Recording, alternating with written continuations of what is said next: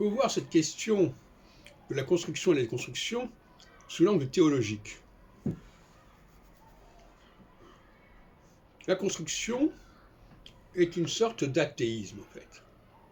On refuse les structures de la réalité initiale, originelle, et on construit quelque chose de nouveau. Et ça correspond effectivement à la gauche, qui est réputée athée d'une certaine manière. Et la phase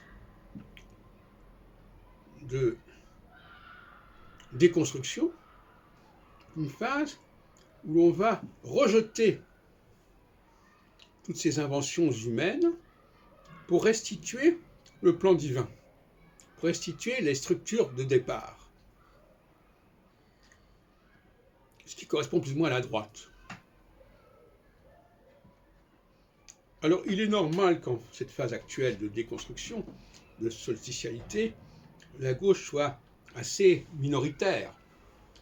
C'est normal. Il n'y a pas de quoi être surpris. Puisque la gauche, c'est le monde de la construction. On rajoute quelque chose, on rassemble des choses qui n'ont rien à voir entre elles, pour n'en faire qu'une seule et même chose. Et ça, c'est insupportable, quelque part, pour l'esprit de droite, qui est un esprit de déconstruction. Alors, évidemment, le mot déconstruction peut faire problème, parce que quand on dit déconstruction, on a l'impression qu'on défait quelque chose.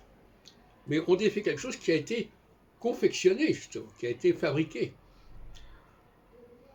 Donc, la droite remet en question les inventions humaines au nom de la création divine. Et dans le cas de l'astrologie, c'est la même problématique. Mais il y a une sorte de compromis, je dirais. Il y a un compromis. C'est-à-dire qu'il y a un compromis qui veut qu'il y aura un temps pour la construction de 7 ans, suivi d'un temps pour la déconstruction de 7 ans.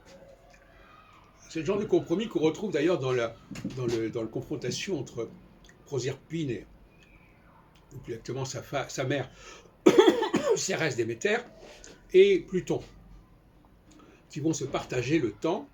Et donc, il y aura le temps des moissons, le temps des belles saisons, et puis il y aura le temps de l'hiver, etc. Le temps plutonien par opposition au temps cérésien. Alors, le temps cérésien, c'est le temps de la déconstruction. C'est-à-dire qu'on va vers la réalité.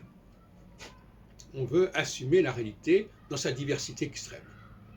Et le temps plutonien, qui est le temps nocturne, comme on dit dans la nuit, tous les chats sont gris, eh bien à ce moment-là, on va vers l'idée d'une unité qui se surimpose à la diversité.